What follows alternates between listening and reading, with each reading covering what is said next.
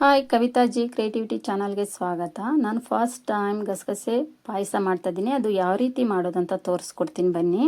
ಒಂದು ಪಾತ್ರೆಗೆ ಇಲ್ಲಿ 3 ಟೇಬಲ್ ಸ್ಪೂನ್ ಅಷ್ಟು ಅಕ್ಕಿ ಹಾಕ್ಕೊಂಡು ಚೆನ್ನಾಗಿ ರೋಸ್ಟ್ ಮಾಡಿ ತೆಗೆದಿಟ್ಕೊಂಡಿದ್ದೀನಿ. ಹಾಗೆ ಒಂದು 15 ಗೋಡಂಬಿ, 4 ಟೇಬಲ್ ಸ್ಪೂನ್ ಅಷ್ಟು ಗಸಗಸೆನೂ ಸಹ ಫ್ರೈ ಮಾಡಿ ತೆಗೆದಿಟ್ಕೊಂಡಿದ್ದೀನಿ. ಇಲ್ಲಿ ನಾನು ಮೊದಲೇ ಜಜ್ಜಿಟ್ಕೊಂಡಿದ್ದೆ ಬೆಲ್ಲನ, ಅದನ್ನು ಆ್ಯಡ್ ಮಾಡಿ ಅರ್ಧ ಲೋಟ ನೀರು ಹಾಕ್ಕೊಂಡಿದ್ದೀನಿ. ಇದು ಚೆನ್ನಾಗಿ ಕರಗಲಿ ಬೆಲ್ಲ ಅಂತ ಅದನ್ನು ಸೋಸ್ಕೋಬೇಕು, ಯಾಕಂದರೆ ಕಲ್ಲಿರುತ್ತೆ ಹಾಗಾಗಿ ಬೆಲ್ಲದಲ್ಲಿ.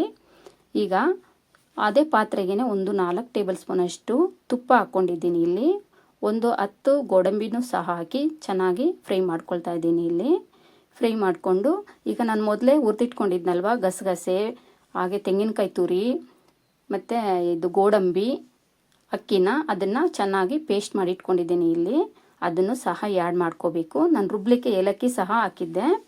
ಈಗ ಮೊದಲೇ ನಾನು ತೆಗೆದಿಟ್ಕೊಂಡಿದ್ನಲ್ವ ಬೆಲ್ಲದ ನೀರು, ಅದನ್ನು ಸಹ ಹಾಕಿ ಮಿಕ್ಸ್ ಮಾಡ್ಕೋಬೇಕು.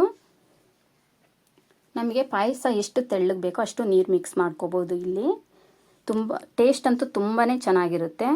ನಿಮ್ಮ ಮನೇಲಿ ಕೂಡ ಟ್ರೈ ಮಾಡಿ ನೋಡಿ. ಗಸಗಸೆ ಪಾಯಸ ಎಲ್ರಿಗೂ ಇಷ್ಟ. ನೋಡಿ, ಇಲ್ಲಿ ಗಸಗಸೆ ಪಾಯಸ ರೆಡಿಯಾಗಿದೆ. ಒಂದು ಕುದಿ ಬಂದರೆ ಸಾಕು, ಗಸಗಸೆ ಪಾಯಸ ಅಷ್ಟೇ ರೆಡಿ ಆಗುತ್ತೆ. ನಿಮ್ಮ ಮನೇಲಿ ಕೂಡ ಟ್ರೈ ಮಾಡಿ ನೋಡಿ. ತುಂಬ ಟೇಸ್ಟ್ ಅಂತೂ ತುಂಬಾ ಚೆನ್ನಾಗಿದೆ. ಈಗ ಗಸಗಸೆ ಪಾಯಸ ರೆಡಿ. ವಿಹಾನ್, ಟೇಸ್ಟ್ ಮಾಡಿ ಹೇಳು, ಗಸಗಸೆ ಪಾಯಸ ಹೇಗಿದೆ?